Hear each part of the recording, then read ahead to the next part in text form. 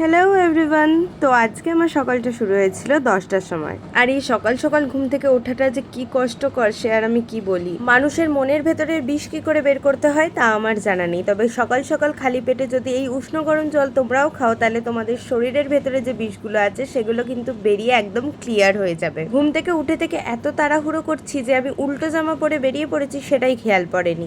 গ্রীষ্ম আর বর্ষা যেহেতু এখন অল্টারনেটিভ ডিউটিতে রয়েছে তাই জন্য ছাতা কিন্তু ভীষণ ম্যান্ডেটরি। বেরিয়েছিলাম যখন তখন কিন্তু বেশ মেঘলা ছিল, কিন্তু কিছু দূর যাওয়ার পরে সূর্য মামার মনে হলো যে আমায় একটু হাই হ্যালো করতে আসবে। ব্যাস, দুষ্টু লোকের মিষ্টি কথায় আমি যেভাবে গলে যাই সূর্য মামার হাই হ্যালোতেও আমি সেভাবেই গলে গেছিলাম। যাই হোক, ফার্স্টেই কিন্তু আমি চলে এসেছি অভিজ্ঞানের কাছে ওকে যোগা করানোর জন্য। ও কিন্তু ডান্স করে না, অনলি যোগাটাই করে। কেউ বলবে ওয়ান্স আপন এ টাইম এই ছেলেটাকে আমাকে ধরে ধরে নিয়ে আসতে হতো ক্লাস করানোর জন্য। সকাল থেকে পেটটা একদম ফাঁকা, এই এক গ্লাস স্প্রাইট খেয়ে আমি যে কি হজম করব বুঝতেই পারছিলাম না, তাই জন্য ক্লাস করিয়ে বেরিয়েই কিন্তু আমি খেয়ে নিয়েছিলাম ক্রিম কেক আর বিস্কুট। ব্যাস, এরপরে বড় বড় পায়ে চলতে চলতে আমি পৌঁছে গেছিলাম আমার নেক্সট ক্লাসের উদ্দেশ্যে। তোমরা কি জানো, সব থেকে ভালো কার্ডিও হচ্ছে কিন্তু দিনে মোটামুটি 30 মিনিট অন্তত হাঁটা। এদিকে ছুটির সময় আমার স্টুডেন্ট আবার আমার হাতে ধরিয়ে দিয়েছে একটা চকলেট কেক, সেইটাকে হাতেই ধরে রেখেছিলাম। খাওয়া তো এখন যাবে না। বাড়ি আসতে আসতে দেখেছো তো 2:36 হয়ে গেছে, আর বাড়ি থেকে বেরিয়েছিলাম সেই 10:30-এ। কোথা থেকে আবার এক বিচিত্র মশা এসে আমাকে কামড়ে দিয়েছে। ব্যাপারটা দেখতে ছোট, কিন্তু এই জায়গাটা এত জ্বালা করছিল না যে কি বলবো,